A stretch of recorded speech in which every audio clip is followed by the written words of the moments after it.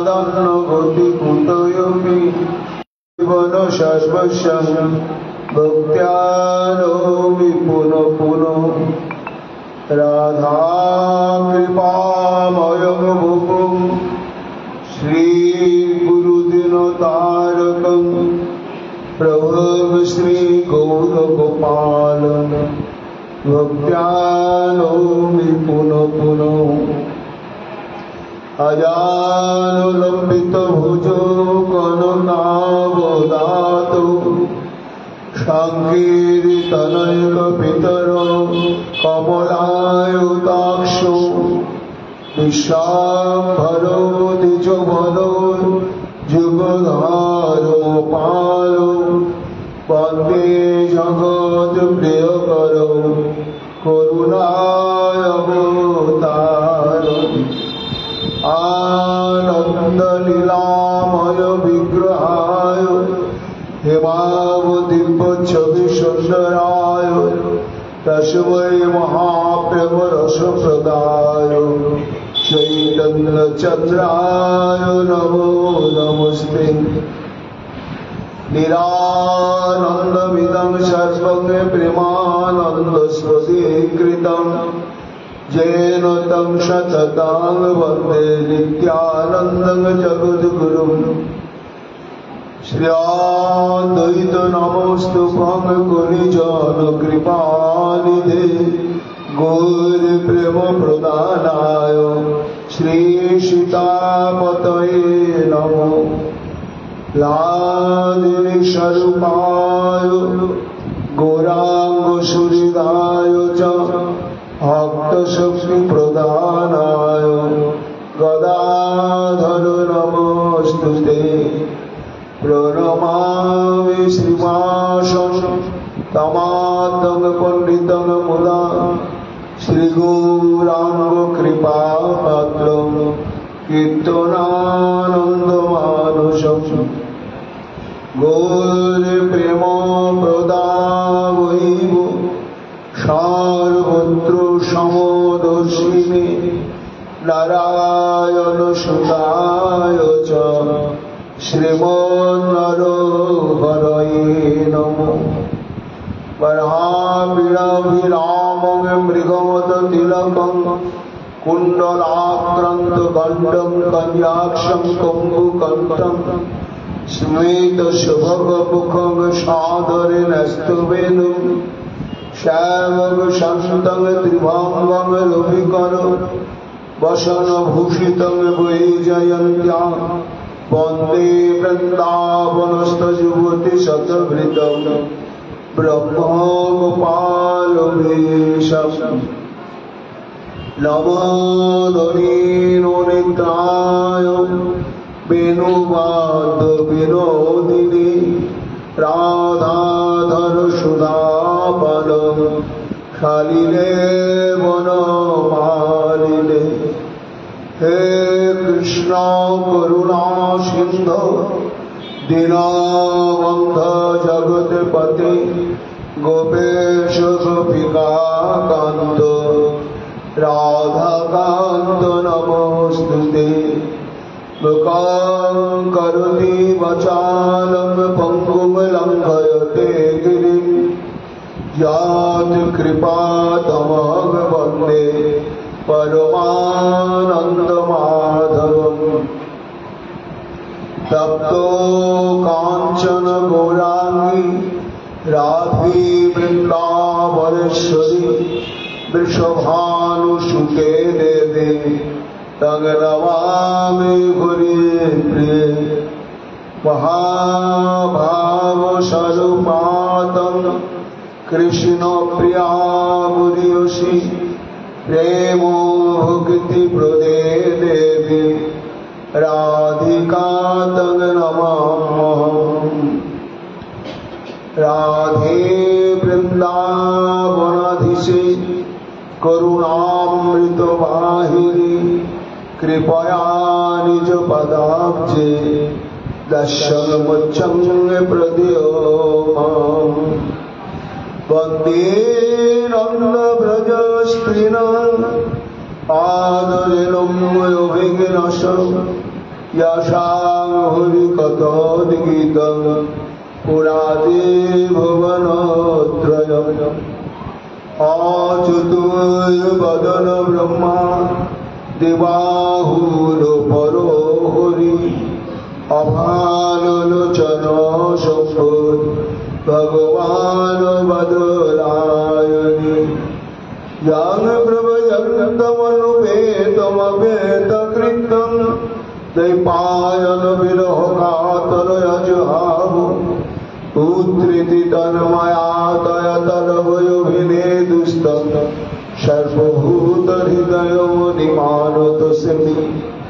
तमादिदेवं करुणानिधानं तमालबद्धं सहितावतारम् अपार संसार समुद्र सेतुं भजामहे श्री भागवत स्वरूपम् वञ्चाकल्पतरुभ्यश्च कृपा सिन्धुभ्येव च पतितानां पावनेभ्यो वैष्णवेभ्यो नमो नमो। जय रूप सनातन भद्र रघुनाथ श्रीजीव गोपाल भद्र दास रघुनाथ भक्ति भरे बंदी छय गोसाईर चरण जहाँ हইতে বিঘ্ন নাশ অভীষ্ট পূরণ। জয় গৌর ভক্তবৃন্দ গৌর যাদের প্রাণ সবে মিলে দেহ মরে নিতাই গৌর ভক্তিদান নিতাই গৌর হরিবোল নিতাই গৌর হরিবোল নিতাই গৌর হরিবোল নিতাই গৌর হরি হরি बोल।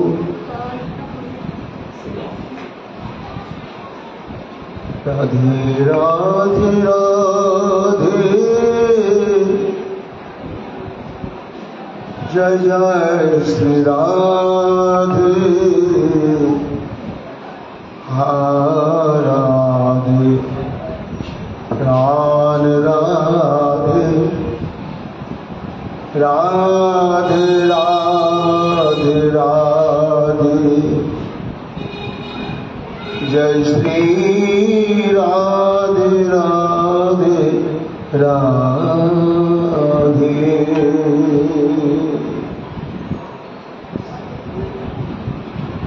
जय श्री का उत्साहित शन्तक्तुम् उत्तमश्लोकसंविदम् अनिच्छतोऽपि यस्य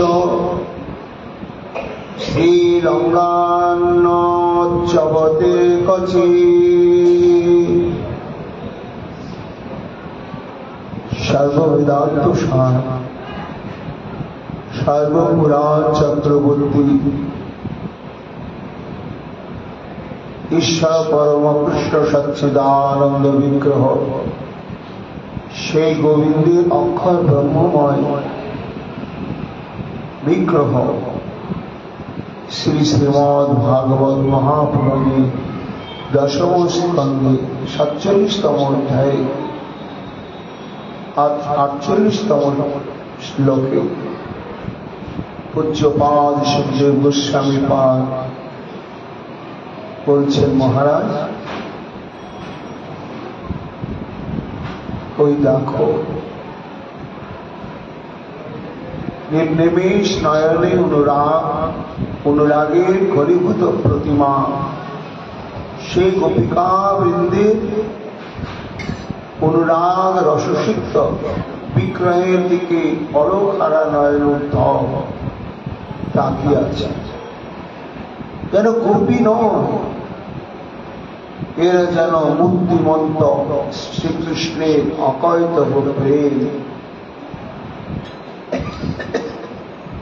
গতকাল কোন গোপী শ্রীকৃষ্ণকে যে ভোলা যায় না। তুলনা বা উদাহরণ দিতে গিয়ে সে গোপী বললেন যে শৈলেন্দ্রী বা বারবণিতা পিঙ্গলা সে অবৈধ কান্তাবনের আশা যখন পরিত্যাগ করল, অর্থাৎ অবৈধ পরপুরুষের সঙ্গ সুখের আশা যখন মন থেকে একেবারে মুছিয়ে দিল, তখন তার দীর্ঘদিনের অন্তরের যে একটি লিপ্সা,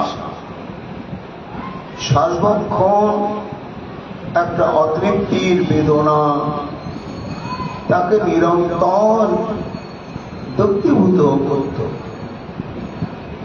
দীর্ঘদিন পরে আর যখন এই নির্বেদ দশা এসে উপস্থিত হল, যে গোপীনাং তৎপতিনাং চ দেহিনাম এব সদৃশাম, সেই তত্ত্ব বিশেষ প্রত্যেকটি জীবের অন্তর আত্মায় তিনি তো রয়েছেন প্রাণ দ্বৈত রূপে। তিনি প্রত্যেকটি জীবের প্রেমাস্পদ, তিনি একমাত্র ভালোবাসার ধন। একটা রক্তে মাংসে অনিত্য শরীর পুরুষ, সে তার প্রাকৃতিক শরীর দিয়ে কি সুখ দিতে পারে, আর কতটুকুনি অর্থবিত্ত তার ভান্ডারে আছে যে রমণী অনন্ত অসীম অর্থপ্রাপ্তির কামনাকে সে পূরণ করে দিতে পারবে? কখনোই পারবে না। একমাত্র কে পারবে? অন্তরে অন্তরচারী রূপে যিনি প্রত্যেকটি মানব মানবী দিকে থাকিয়ে রয়েছেন প্রেম কৃষ্ণানি, সেই অন্তর্যামী ভগবানই পারেন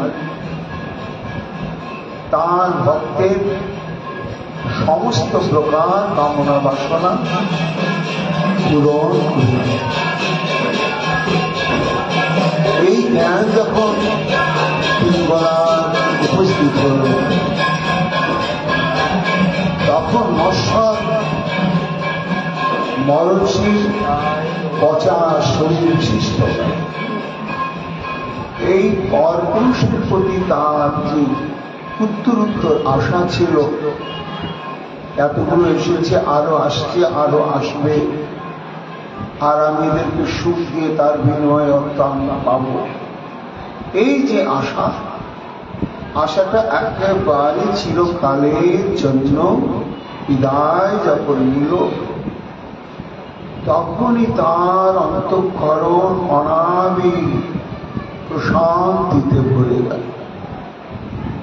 কিন্তু গোপীগণ বলছে যে আমাদের যে আসক্তি, সেটি তো লক্ষ লক্ষ রক্ত মাংসের চরদেহের প্রতি নয়, একজনেরই প্রতি।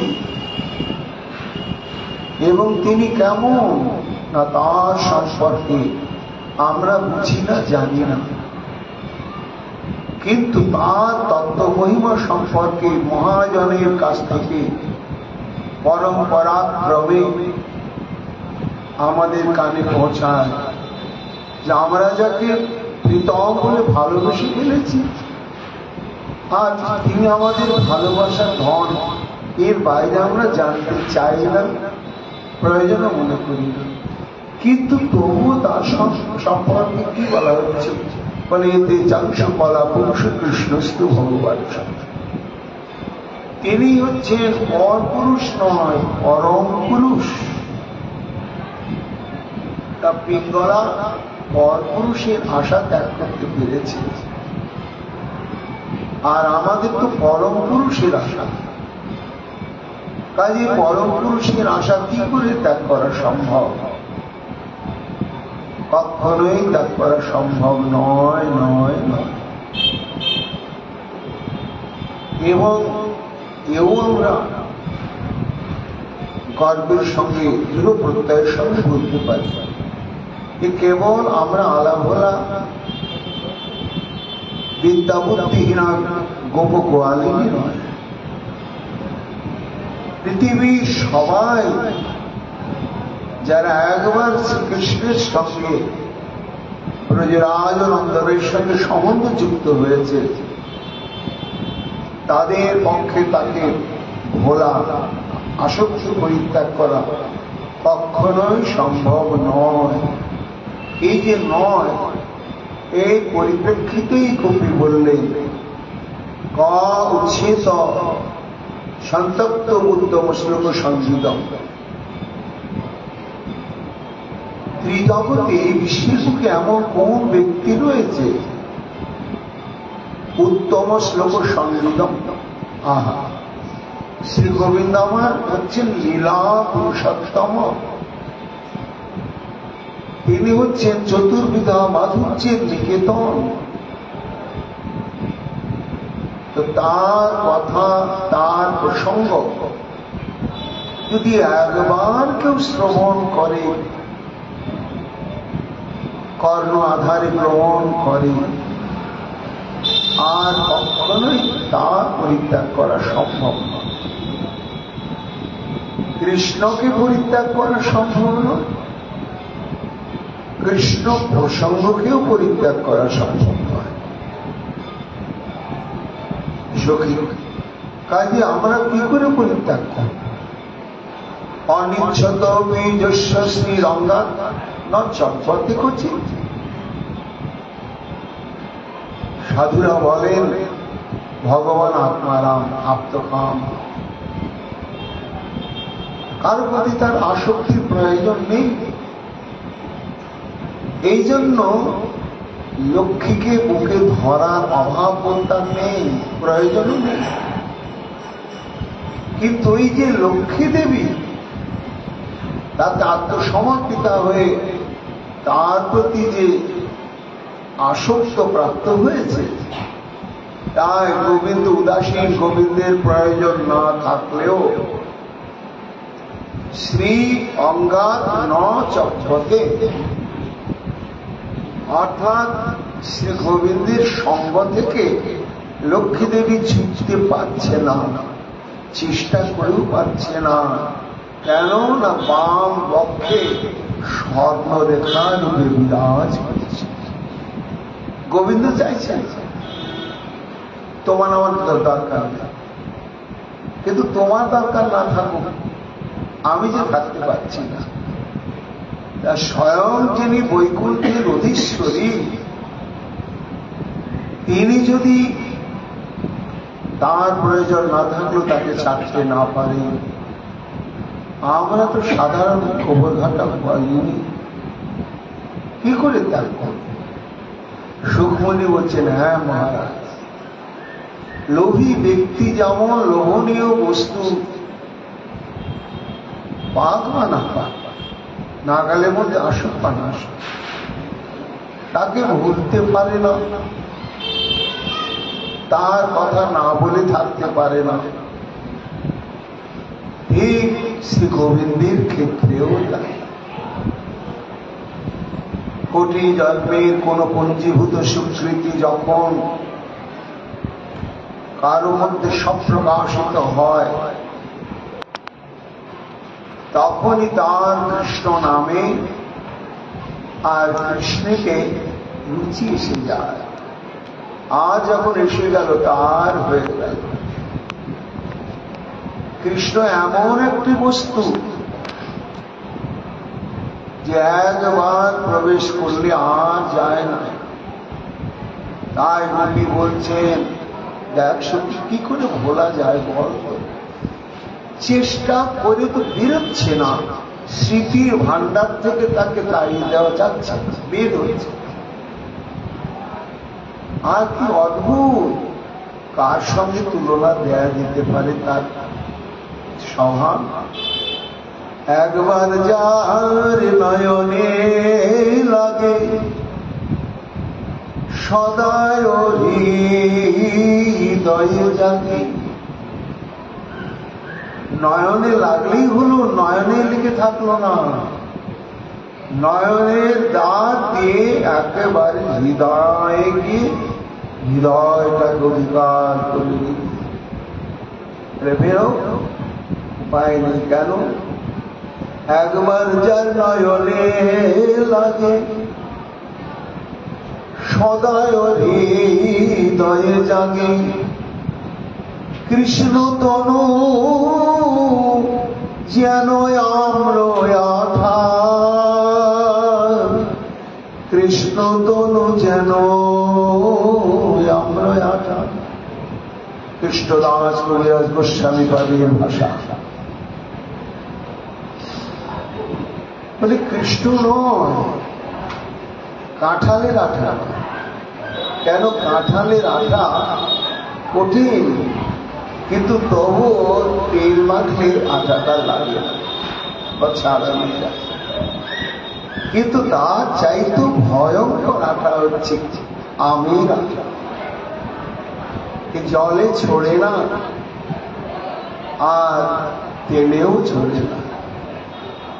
তাই একবার যার নয়নে লাগে সদাই হৃদয়ে জাগে কৃষ্ণ তনু যেন আম্র আঠা। আমের আঠার মতন লেগে গিয়েছে, কি করে ভোলা যাবে? নারীর মনে বৈশি যায় টানিলে না বাহিরায়। এখানে নারী মানে কি? তথাকথিত রমণী না। জগতে প্রত্যেকটি জীবিত শক্তি তত্ত্ব। তাই কৃষ্ণ মাধুর্য আস্বাদন করতে গেলে দেহতা যেমনই হোক, পুরুষাকৃতি হোক আর নারী আকৃতি হোক, কিন্তু অন্তরে তার ভাবটা প্রকৃতি ভাবকে আশ্রয় করতেই হবে। প্রকৃতি ভাবাশ্রয় ব্যতিরিকে কৃষ্ণের অসমর্থ মাধুর্য পুরুষ অভিমানে কখনো পরিপূর্ণতম ভাবে আস্বাদন করা যাবে না।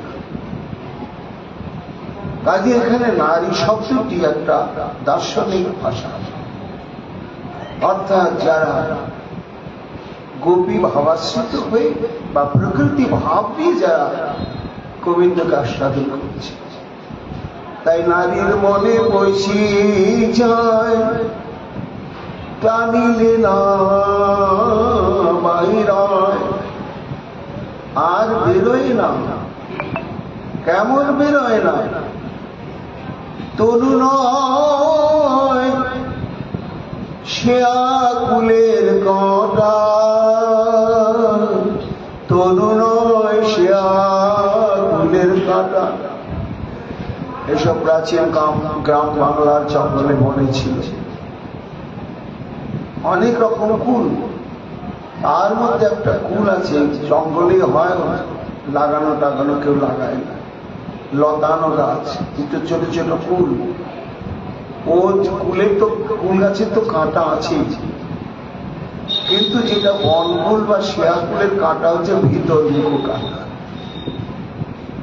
ও কাঁটাটা গায়ে বেঁধলে বেরোতে চায় না, বাঁকা হয়ে ভেতরে ঢুকতেই থাকে। তাই কবি বলছেন কি করে ভোলা যাবে?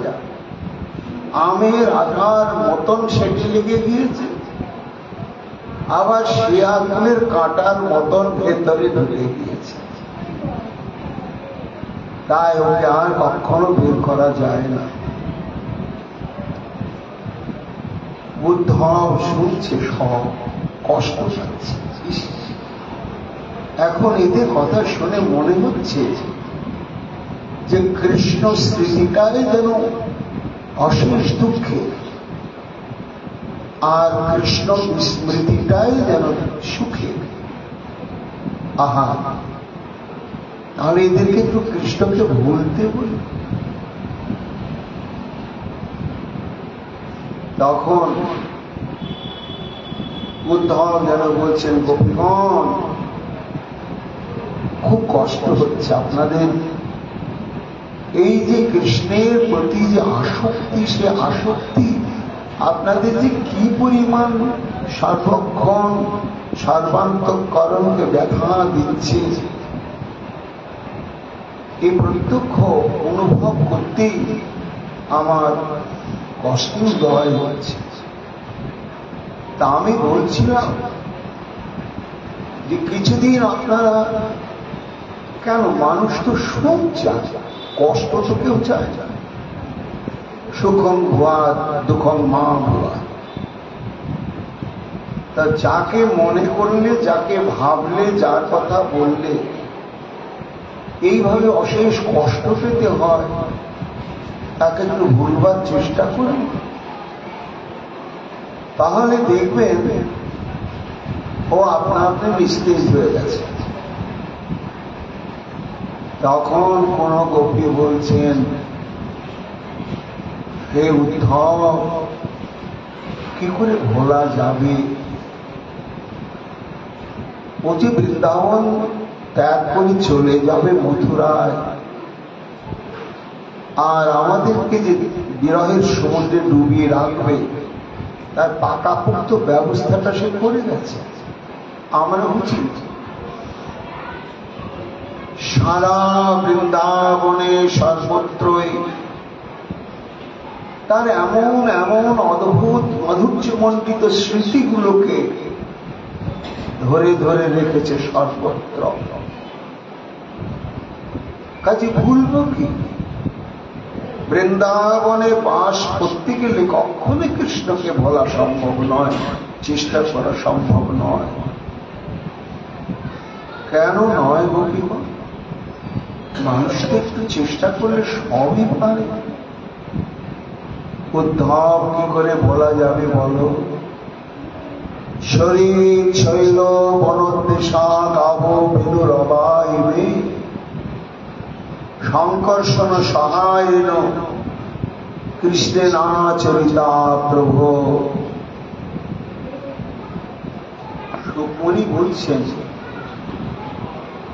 উদ্ধবের কথাতে গোপীগণের উদ্ধবের প্রতি একটা চরম সম্ভ্রম বোধ এসে গেছে, গুরুবুদ্ধি এসে গেছে যে উদ্ধব সাধারণ নয়। তাই সম্বোধন করছেন, প্রভু, হে প্রভু উদ্ধব, ও আমাদের আগুনটা যাতে না নেবে তার জন্য তৈলাধারে এমন তৈল দিয়ে গেছে যে তেলটা শেষও হচ্ছে না, আর আগুনও নির্বাপিত হচ্ছে। সেটা কি জানো? শরীর এই বৃন্দাবনে যমুনা, মানস গঙ্গা, পারল গঙ্গা, তারপরে কুসুম সরোবর, রাধা কুণ্ড, শ্যাম কুণ্ড, পাবন সরোবর, প্রেম সরোবর, মান সরোবর, এই যত যত নদী এবং সরোবর, প্রত্যেকটি নদী এবং সরোবর হচ্ছে কৃষ্ণের স্মৃতিতে ভরা। ওইখানে গেলে একটু যমুনার তীরে হালকা হবো বলে যেই যাচ্ছি, আর যমুনা তখন সেই কৃষ্ণের স্মৃতির উপহার করে তুলে দিচ্ছে। সেই যমুনাতে জলবিহার, সে কি অদ্ভুত! সে জলবিহার নয়, যেন স্থলরাস আর জলরাস। জলেও যেন যত কৃষ্ণ তত গোপী, যত গোপী তত কৃষ্ণ হয়ে জলবিহার। এইভাবে বৃন্দাবনের যত যত নদী এবং সরোবর, এমন কোন সরোবর নেই যে সেখানে শ্রীকৃষ্ণের এইরকম উজ্জ্বল স্মৃতি নেই। কোথায় যাব উদ্ধব? শরীর শৈল, এই যে নন্দীশ্বর গিরি, ওই বর্ষানা ব্রহ্মগিরি, সর্বোপরি হচ্ছে গোবর্ধন গিরি। এমন কোন গিরি বাদ আছে যে গিরিতে কৃষ্ণের স্মৃতি নেই? তার মধ্যে হরিদাস বর্জ্য হচ্ছে গিরি গোবর্ধন, যেখানে সারা গোবর্ধনের সর্বত্র শ্রীকৃষ্ণের করকমলের চিহ্ন, চরণ কমলের চিহ্ন, এমনকি বৃক্ষলতাতে প্রতিধ্বনি ধরে রাখা আছে। গোবর্ধনে গেলে সেই প্রতিধ্বনিগুলো ঝঙ্কৃত হয়ে ওঠে, স্পষ্ট শোনা যায় কৃষ্ণের কণ্ঠস্বর, বংশের ধ্বনি। কি করে ভুলব? শরীর শৈল বনদ্দেশা, এই যে দ্বাদশটি বন আর দ্বাদশটি উপবন, এই বনে বনে যে তাঁর নিরন্তর বিহাস গোচারণ নয়, উদ্ধব। প্রত্যেকটি বনে বনে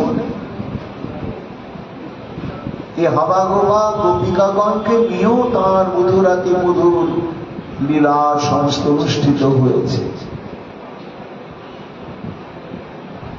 কাজে ভুলবার চেষ্টা করলেও যেদিকেই তাকায়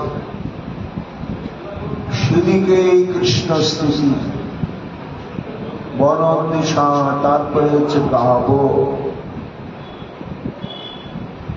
কৃষ্ণের ধেনুগণ, সে তো চলে এসেছে। সে কি ভাবে তার প্রিয় ধেনুগুলো কি হচ্ছে? সেই ধেনুগণকে দেখলেই তো আমাদের বুক ভেঙে কান্না আসে, তারা আর্তনাদ করে, হাহাকার করে, বেনুর আওয়াজে। যদি কখনো এই বৃন্দাবনে কোন রাখাল বাঁশি বাজিয়েছে, সঙ্গে সঙ্গে উদ্দীপন হয়ে যায় আমাদের শ্যামের বংশী। কাজে কি করে তাকে ভোলা যাবে? যাতে আমরা কোনদিন ভুলতে না পারি, তার জন্য সারা বৃন্দাবন সে ব্যবস্থা করেছে। হেন কৃষ্ণ গোপী পাশরিব কেমনে, সেই যমুনার জল সেই বৃন্দাবন, সেই ধেনু বৎস, সেই শিশু বিদ্যমান, সেই গোবর্ধন গিরি মুরলীর শান। শুধু তাই নয়, পুনঃ পুনঃ স্মারয়ন্তি নন্দ গোপসুতঙ্গবত শ্রীনিকেতৈস্তদ পদকৈর বিস্মত্তুম নৈব শকুম। উদ্ধব পুনঃ পুনঃ স্মারণ, অর্থাৎ একটু বেরুলে, গৃহ থেকে একটু বেরুলে এই যে সারা বৃন্দাবনের সর্বত্র শ্রীকৃষ্ণের স্মৃতি, আমরা না চাইলেও সেই স্মৃতিটি আমাদের অন্তঃকরণে গোবিন্দের স্মৃতিটাকে এমন প্রজ্বলিত করে দেয় যে তার প্রভাব থেকে আমরা মুক্ত হতে পারি না। এমনকি শ্রী নিকেতৈস্তৎ পাদকৈ, অর্থাৎ এই যে বৃন্দাবনের ভূমি, এই ভূমি প্রত্যেকটি স্থানেতে শ্রীকৃষ্ণের ঊনবিংশতি চিহ্ন সমন্বিত চরণের চিহ্নগুলোকে সযতনে আপন হৃদয়ের মাঝে ধরিয়ে রেখে দিয়েছে। কেমন ভাবে ধরে রেখে দিয়েছে? কোন সতীকে যদি তার প্রিয়পতি কোন মূল্যবান উপহার ভালোবেসে প্রদান করে, তখন সেই সতী যেমন তার প্রেমাস্পদ প্রিয়পতির উপহার সর্বক্ষণই নিজের অঙ্গে ধারণ করেই রাখে, অঙ্গ থেকে খুলে রাখতে পারে না, ইচ্ছা হয় না। কেন? প্রেম মাখা আছে তো। তাই ধাম তো অনেক আছে উদ্ধব, কিন্তু সমস্ত ধামেতেই ধামেশ্বর ভগবৎ স্বরূপ বিচরণ করেন পাদুকা পদে গ্রহণ করে। তাই কখনো বৈকুণ্ঠের ভূমি, দ্বারকার ভূমি, মথুরার ভূমি শ্রীকৃষ্ণের প্রত্যক্ষ সরাসরি চরণে স্পর্শ প্রাপ্ত হয় না, একমাত্র বৃন্দাবনের ভূমি। কবে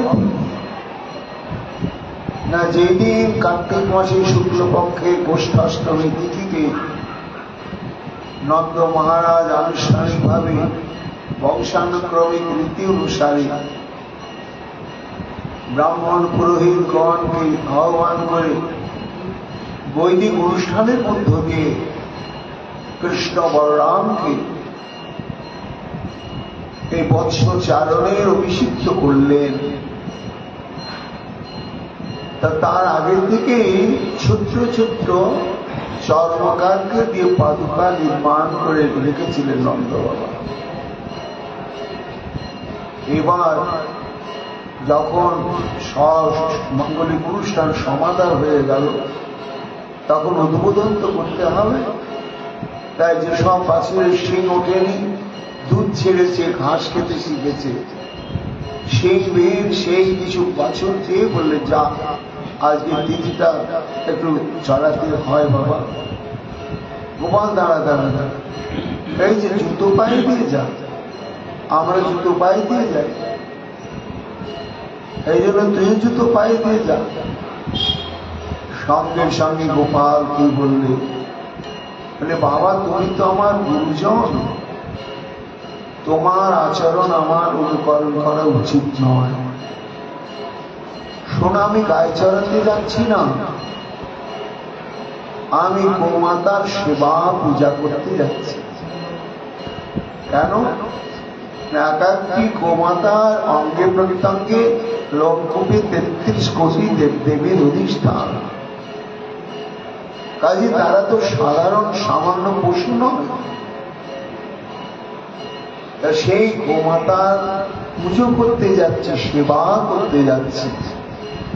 তাই মন্দিরে সেবা পূজা করতে গেলে যেমন পাদুকা করতে নেই, তাহলে সেবা অপরাধ হয়ে যায়। সেই জন্য তোমরা যাও বা যাচ্ছ বা যাবে, ঠিক আছে, কিন্তু বাবা গো, আমি পাদুকা করে কখনো গোমাতার সেবা করতে যাব না। শুনে নন্দ বাবা তো কেঁদে ফেললেন।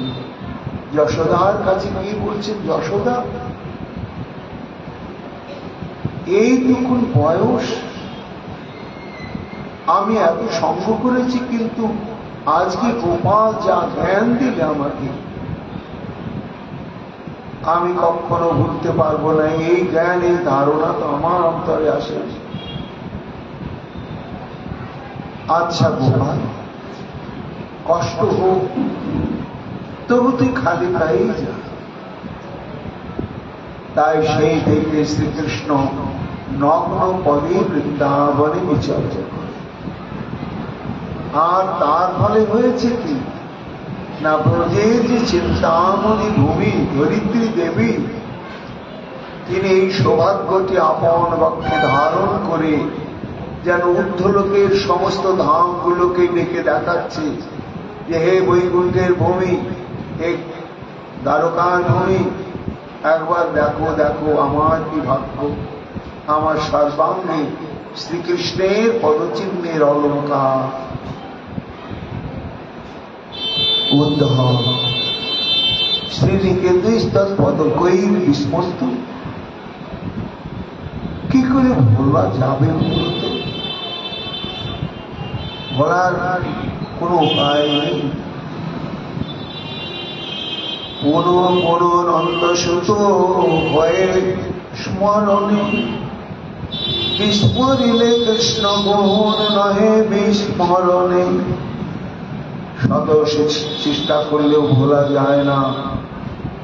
কেন যায় না?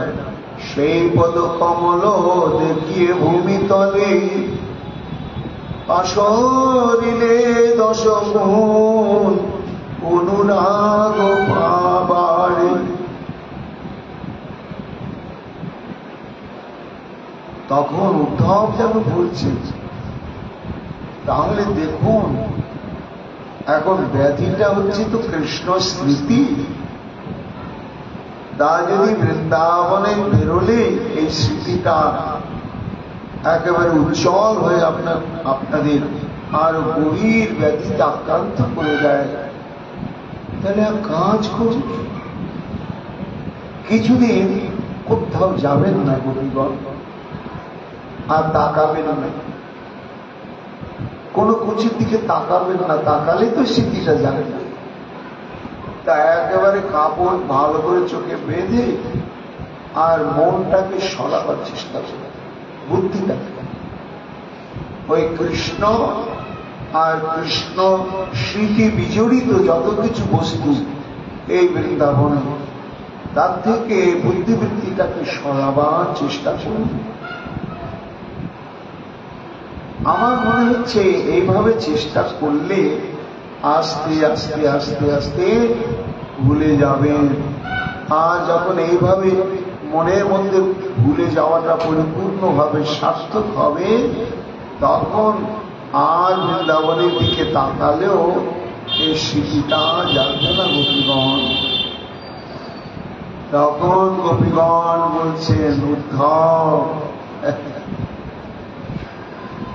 আরে বুদ্ধিটা কি আমাদের কাছে আছে? যদি বুদ্ধিটা আমাদের কাছে থাকতো তাহলে ওকে আমার সরাতে নড়াতে পারতাম। বুদ্ধিটা তো আমাদের কাছে নেই। কোথায় গেল গোপীগণ? আর কিভাবেই বা গেল? ললিতয় দার হাসলীলাবলবনই মধ্যা গিরা ঋতু দিও কথম তম বিস্মরামহে।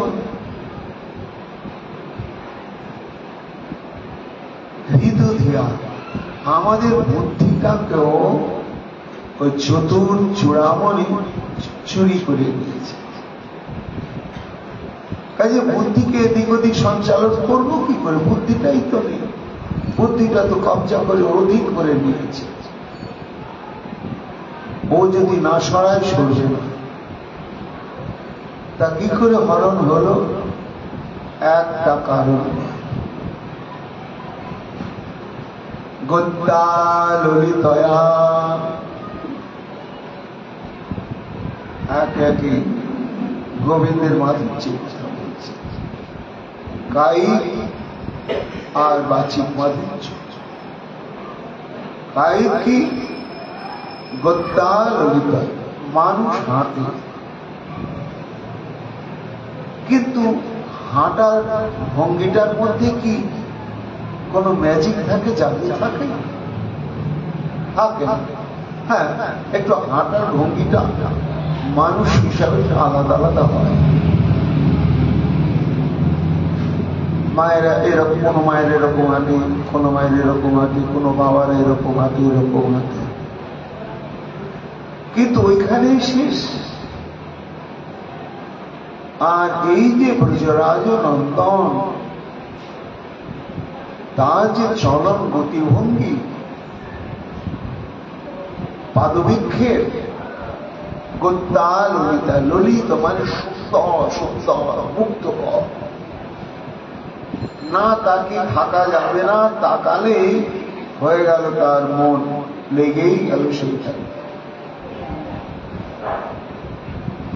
বলা যায় না। তার গমন ভঙ্গি দিয়ে আমাদের হৃদয়া বুদ্ধিটাকে হরণ করে নিয়েছে। অরুণিত চরণে রণিত মনি মন চিরুরে আধো আধো পদ চলনী রসায়ন। কি কমনীয় ভঙ্গি! অরুণিত চরণে, রাঙা রাঙা চরণ, তাতে সোনার নূপুর, ছন্দে ছন্দে প্রত্যেকটি পদবিক্ষেপের তালে তালে। আবার এমন এমন যায় আধো আধো পদ চলনে বসা, হাঁটছে না, যেন নৃত্য করছে।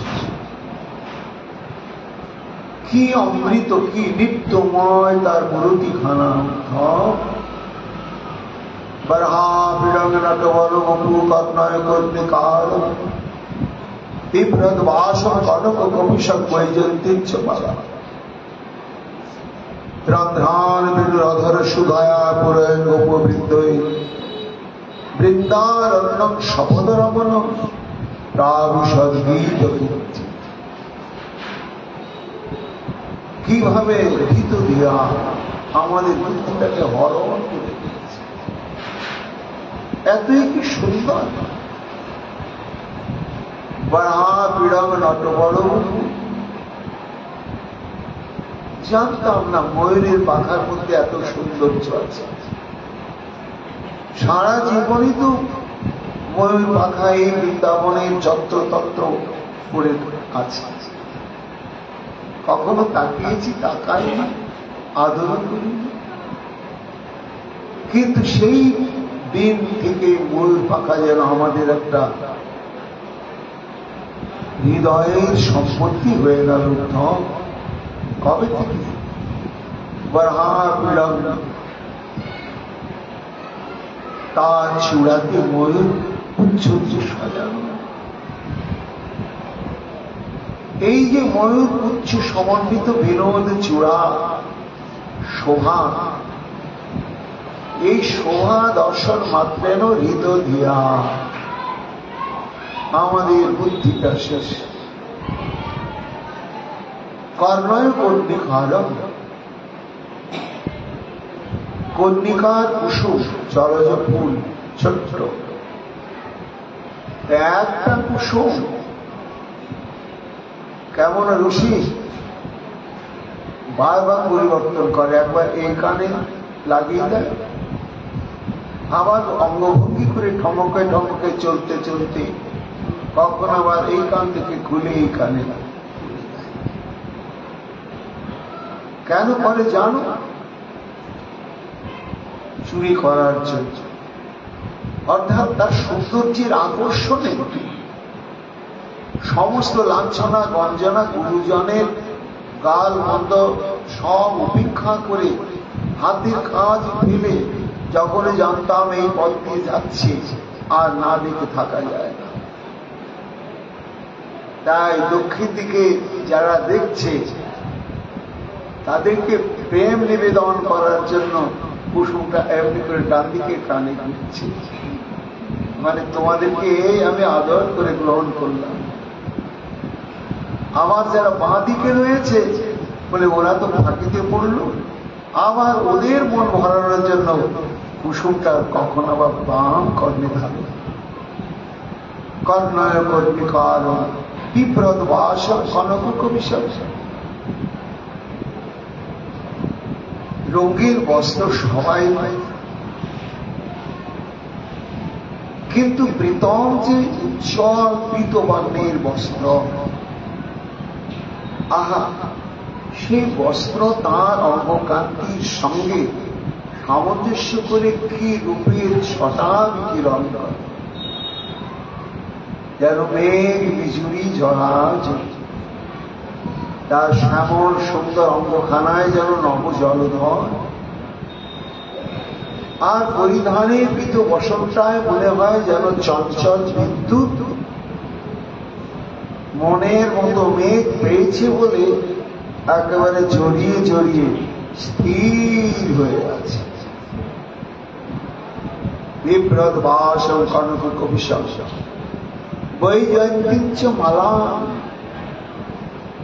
আজানো লম্বিত দোদুল্যমান পঞ্চপ্রকার পঞ্চবর্ণের কুসুমের দ্বারা সংগঠিত মালিকা পরিসর বাক্যে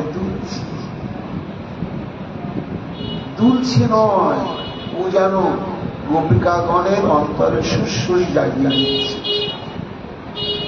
কবে তোমরা আমার মতো এমনি করে হৃদয় দুলবে?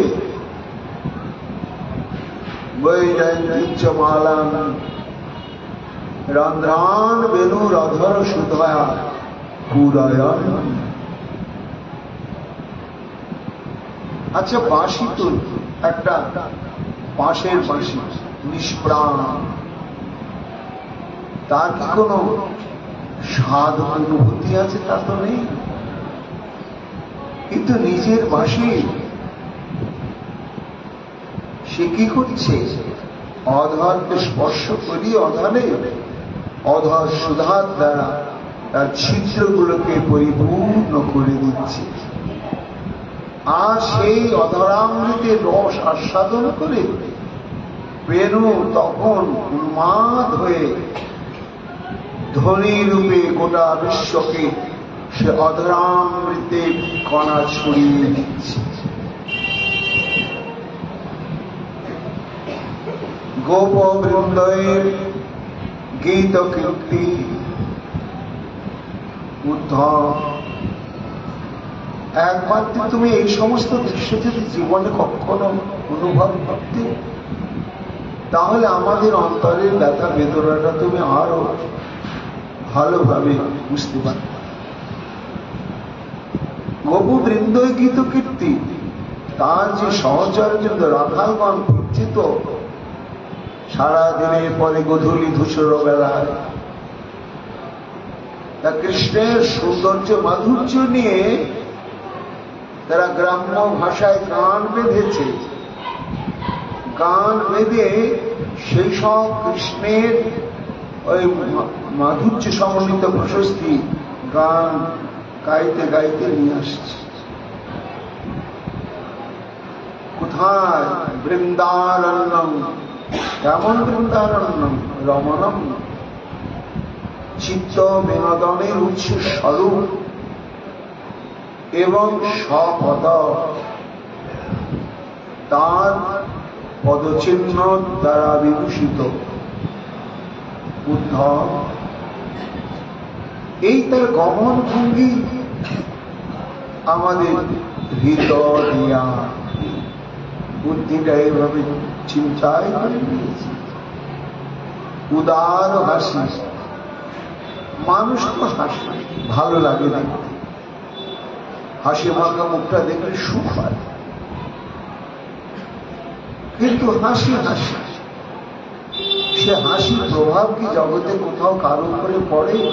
না না, কারো হাসি দেখে লোকে একটু প্রশংসা করে, কিন্তু হাসির প্রভাবে কি কাঙাল হয়ে যায়, সমস্ত পরিত্যাগ করে নিঃস্ব হয়ে যায়, বিকিয়ে যায়, সর্বধর্ম পরিত্যাগ করে? কি করে ভোলা যায়? উদ্ধব উদার হাসি, তার হাসির দ্বারাই আমাদের বুদ্ধিটাকে হরণ করে দিয়েছে। কেমন হাসি? মানিনি মান মথন মুচুকায়, একটু হাসি, হাস্যাঙ্কুর স্মিতম, কিন্তু তার কত বড় প্রভাব! মানিনি মান মথন মুচুকায়, দুর্জয় মানিনি মান করে প্রতিজ্ঞা করেছে যে আজ জীবনে যতদিন বাঁচব কৃষ্ণকে দেখব না, কৃষ্ণের সঙ্গে কথা বলবো না, আর কৃষ্ণকে স্পর্শ করব না। একেবারে দুর্জয় মানেনি। বৃন্দাবনের ভূমি পরশ করে প্রতিজ্ঞা করে সখীদের বললেন, এই প্রতিজ্ঞা করলাম ও আসুক, আর শত গড়িয়া লম্পট হিত পঞ্চ গোবিন্দ তো শুনতে পেয়েছে, মনে মনে ভাবছে যে তোমার প্রতিজ্ঞা ভাঙার অস্ত্র আমার কাছে রয়েছে। সেটা কি? স্মিতম মানিনী মান মথন মুচুকায়নি, দুর্জয় মানিনীর মানকে মন্থন করে একেবারে তাকে ধ্বংস করার জন্য হাসিটি সর্বদা সুদক্ষ। উদ্ধবকে ভুলবে না, কি পাগল হবে না। প্রতিজ্ঞা ভেঙে গেল, দুর্জয় মান থাকবে। এমন হাসি, এমন হাসি, যারা দর্শন করছেন তারা তো বলছেন দেখো দেখো শ্যামের হাসি কতবার দেখেছি, কিন্তু কি অদ্ভুত, মানুষের হাসি যতবার হাসে একই রকমই হয়, হাজার লক্ষ কোটি রকম হয় না। কিন্তু এই বিলক্ষণ শ্যামের জীবনে আজকে এরকম হাসি, এই হাসিটা কোনোদিন দেখা যায় না। মানিনী মানো মথন, মন্থন হয়ে গেল মানিনীর মান। মানিনী তাকাতে বাধ্য হলেন, সত্যি কথাও বললেন, ছুঁয়েও ফেললেন। উদ্ধব শুধু তাই নয়, নিজ জলস্ময় ধ্বংসন স্মৃত, অর্থাৎ গোবিন্দের হাসি হচ্ছে সমস্ত প্রকার গর্ব অহংকার নাশ করার মোহ ঔষধি স্বরূপ, চূর্ণ বিচূর্ণ হয়ে যায়। হাসিতে ঝরিয়া পড়ে কত সুতাধার, হাসি নয় যেন সুধা ঝরে ঝরে পড়ছে। কি করে থাকবো বলো? তারপরে হচ্ছে তার লীলাবলোকনই, লীলা ভঙ্গিময় দৃষ্টি, সেই দৃষ্টি কুলবতী বরত বিমোহন লোচন বিষম কুসুম স্বরূপান। ওই টেরা নয়ন তো বোঝা যায় না তার দিকে তাকাচ্ছে, কিন্তু কখন বোঝা গেল নয়, যখন ওই দৃষ্টিপাতে শরীর সমস্ত ধর্ম কর্ম সব ভেসে চলে গেল, তখন বোঝা যায় যে ছলিয়া ও আমার দিকে তাকিয়েছে। তাকিয়ে সব শেষ করে দিল।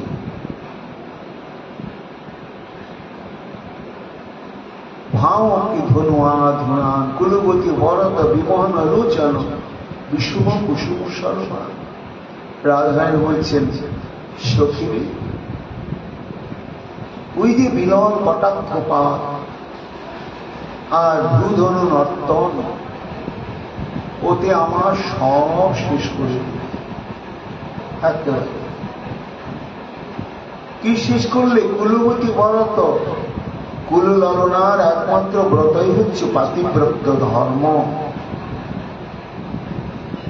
সেই ধর্মকে একেবারে চিরকালের জন্য ধ্বংস করে তা উদ্ধব এইরকম নয়ন ভঙ্গিমা প্রকাশ আর আছে। এইবার সর্বোপরি হচ্ছে মধু মাখা কথা। হ্যাঁ, মানুষ কথা বলে, আর সেই কথাটা খুব মোহনীয় হওয়ার পেছনে কতগুলো, যেমন হাসি হাসি কথাটা হতে হবে, কণ্ঠস্বরটা মিষ্টি হতে হবে, এবং কথা বলার ভাবভঙ্গিটা চোখে মুখে যাতে ফুল ফুটে ওঠে, ইত্যাদি ইত্যাদি যদি গুণ থাকে তখন কথা ভালো লাগে। কিন্তু ভালো লাগে ওটা স্মৃতির পর্দায় থাকে, যথাসাধ্য সেগুলো বিকিয়ে দেয় না। কিন্তু আমাদের প্রীতম তার এই যে বাক্য কথা মাধ্যা গিরা, অর্থাৎ মধুময় যে তার কথোপকথন, এতে আর আমাদের কিছু রাখে। মধুরয়া গিরা বলবুবা কয়া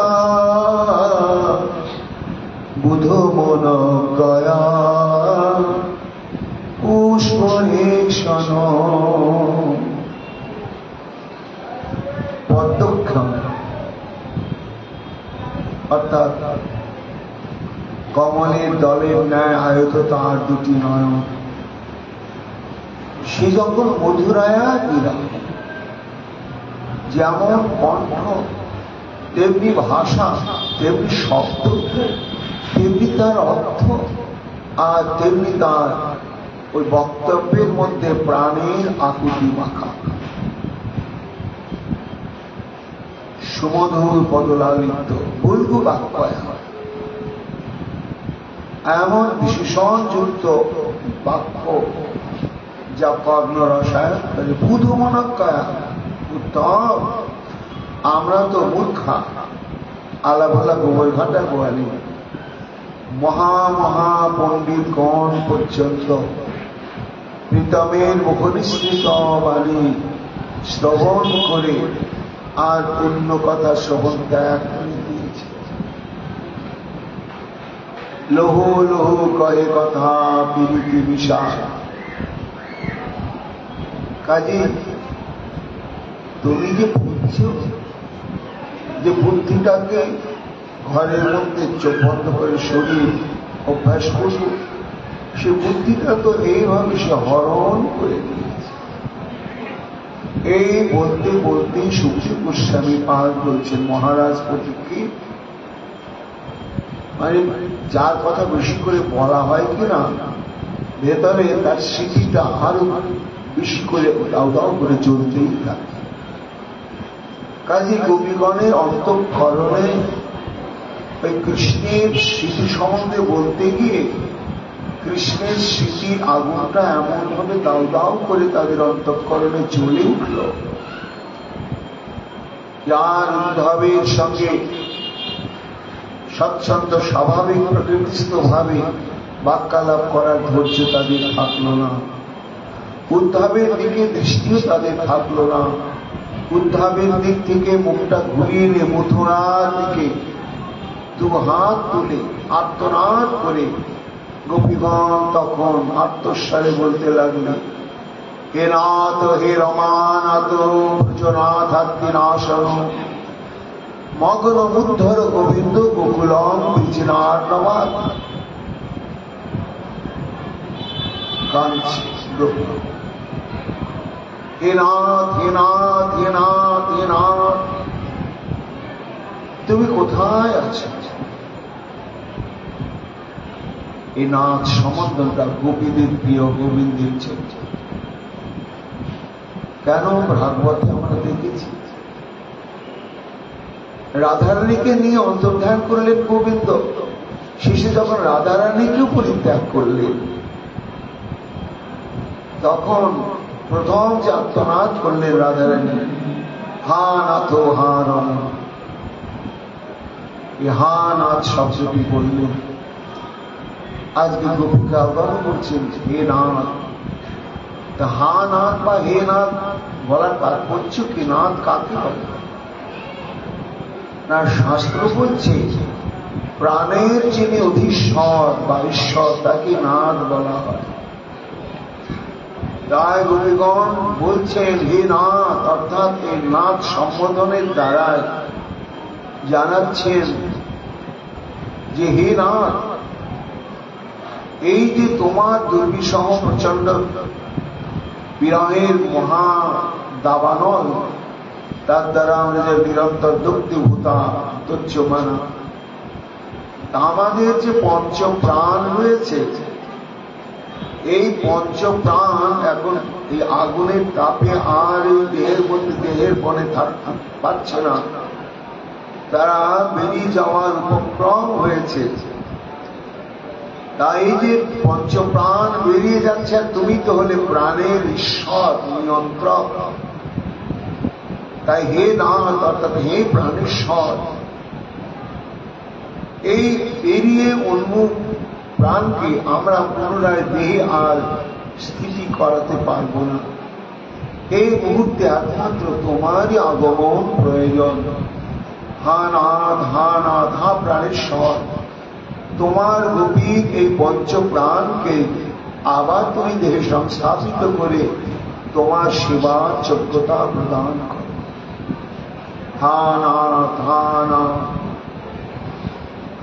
তারপরে বলছেন হা রমানাথ, হা রমানাথ। শ্রীকৃষ্ণ যেন বলছেন গোপীগণ, রমা মানে তো লক্ষ্মী, আর রমানাথ মানে তো লক্ষ্মীর নাথ, অর্থাৎ লক্ষ্মীর নাথ হচ্ছে বৈকুণ্ঠেশ্বর নারায়ণ। তোমরা আমাকে রমানাথ রমানাথ বলছো কেন? এই যেন আড়াল থেকে অদৃশ্য ভাবে গোবিন্দ গোপীদের বললেন। তখন গোপী বলছেন, প্রীতম, তুমি বৈকুণ্ঠের লক্ষ্মীনাথ নও, তবে ব্রজের লক্ষ্মীনাথ। ব্রজে আবার লক্ষ্মী কই? লক্ষ্মী তো বৈকুণ্ঠে থাকে, ব্রজে তো লক্ষ্মী নেই। হ্যাঁ, ব্রজে আছে সব গোবর ঘাটা তোমাদের মতো গোয়ালি, লক্ষ্মী কোথায়? গোপী বলছেন আছে আছে, তুমিও ভালোভাবে জানো। আর ব্রজের যে লক্ষ্মী তারও তুমি না। কই ব্রজের লক্ষ্মী? জয়তি তে অধিক জনমনা ব্রজ, শ্রয়ত ইন্দিরা সদত্রহি।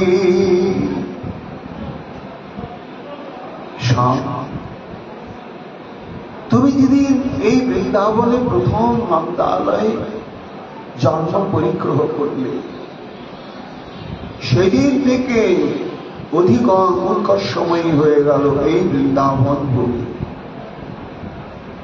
শত শত বৈকুণ্ঠের চাইতে চরম উৎকর্ষময় ভূমি বৃন্দাবন হল তোমার আবির্ভাবের কারণে। আর সেই দিন থেকে ইন্দিরা, লক্ষ্মী দেবীর এক নাম হচ্ছে ইন্দিরা। ইন্দিরা সর্বাত্মক ভাবে বৈকুণ্ঠ থেকে এসে এই বৃন্দাবনকে আশ্রয় করলেন, এবং অস্থায়ী ভাবে নয়, শস্যদত্তর একেবারে চিরদিনের জন্য। কেন? তোমার সেবা করবার জন্য আর ব্রজের সেবা করবার জন্য। এই জন্য হে গোবিন্দ, বৈকুণ্ঠে লক্ষ্মী দেবী ছিলেন পূজনীয়া, সেবনীয়া, সেব্যা। আর সেই লক্ষ্মী দেবী বৃন্দাবনে এসে ব্রজের লক্ষ্মী রূপে তিনি হলেন সেবিকা। এই জন্য তোমার আবির্ভাবের দিন হতে এই ব্রজের লক্ষ্মী দেবীর অবস্থান, আর তুমি তার নাথ। হে রমানাথ, হে রমানাথ, একবার একটু দেখা দাও। গোবিন্দ বলছেন, ও শুধু আমি রমানাথ? হে ব্রজনাথ। পরবর্তী গোপিকাগণ আবার সম্বোধন করছে, হা ব্রজনাথ, হা ব্রজনাথ। অর্থাৎ তুমি গোপীনাথ বটে, রমানাথ বটে, আবার ব্রজনাথ বটে। ব্রজের মানে এই বৃন্দাবনের ভূমি, মানে কীর্তি অব্দিক মরুদ্গম, স্থাবর জঙ্গম, কীট পতঙ্গ, বৃক্ষলতা, গুল্ম, গোপ গোপী, পশু পাখি, সবার তুমি না। তোমার অনন্ত ধাম, কিন্তু সেই ধামের সর্বাত্মক কোন বস্তু সত্তার জন্য তুমি এত কিন্তু ব্যাকুল নও। কিন্তু বৃন্দাবনে কোন গোপীর দুঃখ দেখলে সঙ্গে সঙ্গে ছুটে যাও, গোপীর দুঃখ দেখলে ছুটে যাও, একটা গোমাতার দুঃখ দেখলে ছুটে যাও, বৃক্ষলতার দুঃখ দেখলে ছুটে যাও। বৃন্দাবনের প্রত্যেকটি বস্তু দুঃখ নাশ করাটাই যেন তোমার ব্রত, তোমার ধর্ম। এটি মথুরাতেও নেই, দ্বারকা নেই, কোথাও নেই। এই জন্য সামগ্রিক ভাবে তুমি তো ব্রজের না, আমাদেরও না। তাই একবারটি সাড়া পাচ্ছেন না গোপী, তখন আবার সম্বোধন করলেন, হে ব্রজনাথ, হে আত্মীনাশন। আত্মী মানে হচ্ছে সমস্ত প্রকার দুঃখ। তা মানুষের জীবনে যত প্রকার দুঃখ, সমস্ত দুঃখ নাশকারী হচ্ছে তুমি। তুমি তো সকল দুঃখ নাশ করো, তোমার নামে তো সকল দুঃখ নাশ করো। তাই মগ্নম উদ্ধর গোবিন্দ, তুমি গোবিন্দ, গোকুলের প্রতি, আর সমগ্র গোকুলই আক্রান্ত হয়েছে তোমার বিলয়ে। দুঃখ সমুদ্রে তারা ডুবে গিয়েছে। এই জন্য উদ্ধর, একবার তুমি এসে উদ্ধার করো। বিসর্জন পায়া বেল রাক্ষসা বর্ষ মারুতা উদ্যুতানলা বিষমায়াত বজার বিশ্বত ভয়া ঋষভতে বয়ং রক্ষিতামহু। আমাদের রক্ষা করাই তোমার ধর্ম। সে প্রমাণটা তুমি আমাদের জীবনে প্রতি মুহূর্তে প্রমাণ করে দেখিয়েছ। বিশ্ব জল পায়া, যখন আমরা কালিদাহের বিষবাড়ি পান করে মরেছিলাম, তুমি রক্ষা করেছিলে। শাম বেল রাক্ষসা মহা সর্পরূপ দেহধারী অঘাসী, তার থেকেও তুমি আমায় রক্ষা করেছিলে। বর্ষ মারুতার বদ্ধুতানরা, দেবরাজ ইন্দ্র কুপিত হয়ে যখন বজ্রপাত, শিলাপাত, ঝঞ্ঝা ইত্যাদি দ্বারা উৎপীড়ন আরম্ভ করেছিলে, তুমি রক্ষা করেছিলে। বিষমায়াত্মজা, বিশ্ববাস মানে অরিষ্টাসুর, যাকে কেন্দ্র করে রাধাকুণ্ড শ্যামকুণ্ডের প্রকাশ, তখন তুমি রক্ষা করেছ। মায়াত্মজা বোমাসুর, তার থেকে তুমি রক্ষা করেছ। কাজে হে ব্রজনাথ, তুমি আমাদের রক্ষা করো, তুমি আমাদের রক্ষা করো। এই বলে সুখমণি বলছেন, মহারাজ পরীক্ষিত, সমস্ত গোপীগণ এমনকি রাধারানী সহ এইভাবে দীর্ঘক্ষণ ধরে মথুরার দিকে তাকে দুহাত তুলে অজস্র অশ্রুপাত করতে করতে তারা আত্মস্বরে কাঁদতে লাগলেন, আর গোবিন্দের একাত্ম নাম ধরে বলতে লাগলেন। এইভাবে বলতে বলতে বলতে বলতে কাঁদতে কাঁদতে আর ওই বিলাপ করতে করতে তখন তাদের যে জমে থাকা পুঞ্জীভূত যে বিরহ ব্যথা, সেটা হালকা হয়ে গেল। এইভাবে কাঁদার পরে তারা ধীরে ধীরে প্রকৃতিস্থ হলেন। প্রকৃতিস্থ হয়ে বলেন, ওহো ছি ছি, আমরা একে করি, সাধারণ কর্তব্য থেকে বিচ্যুত হয়ে গেলাম। বৃন্দাবনে এসেছেন প্রীতমের, শুধু দুধ বললে হবে না, প্রতিনিধি। তো কারো প্রতিনিধি যদি কোথাও যান, তাহলে যার প্রতিনিধি তার মধ্যে তাকে সম্মান করতে হয়, এটা নিয়ম। তারপরে আমাদের বৃন্দাবনে এসেছেন উনি অতিথি, নারায়ণ স্বরূপ, তেমন অতিথি এবং প্রীতমের প্রতিনিধি, তাতে আবার দুধ, তাতে আবার আমাদের হিত কামনায় এসেছে। আর একটু তার আমরা প্রতিকার এখনো না করে নিজেদের কথাই বলে যাচ্ছিলাম আর নিজেরাই কান্নাকাটি করছিলাম, এটা তো ঠিক হলো না। এই বলে সুক্ষ্মণী তখন বললেন, মহারাজ পরীক্ষিত, ততস্তা কৃষ্ণ সন্দস্যের ব্যাপিত বিরহ জরা উদ্ধবং পূজায়ন চক্রুর গাত্ম অধ্যক্ষজং। তখন উদ্ধবের দ্বারা প্রেরিত শ্রীকৃষ্ণের বাণীর কথা চিন্তন করতে করতে তাদের শোক মোহ সব বিদূরিত হয়ে গিয়ে তারা প্রশান্ত অবস্থা ধারণ করার পরে অধঃগচ ইন্দ্রিয়াতীত সর্বব্যাপক ভগবান যে শ্রীকৃষ্ণ, তারই অভিন্ন স্বরূপ বা আত্মস্বরূপ হচ্ছেন উদ্ধব। সেই উদ্ধবকে কৃষ্ণের ন্যায় পূজা এবং সৎকার গোপিকা প্রশ্ন করছেন পরীক্ষিত, কৃষ্ণ তো নয় উদ্ধব, তাকে কৃষ্ণের ন্যায় পূজা করাটা কি ঠিক হলো? সুক্ষ্মণী বলছেন, শুধু ঠিক নয়, এটাই নিয়ম। কেন না, ভগবান নিজেই বলেছেন, আমার ভক্তের পূজা আমা হইতে বড়, সেই প্রভু বেদে ভাগবতে কইলা জড়।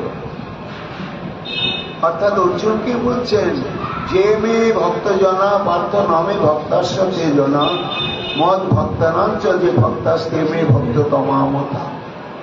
অর্থাৎ অর্জুন যে আমাকে প্রাণ দিয়ে ভক্তি করে সে আমার প্রকৃত ভক্ত নয়, শ্রেষ্ঠ ভক্ত নয়, যদি আমার ভক্তকে সে না চিনতে পারে, না দরকার।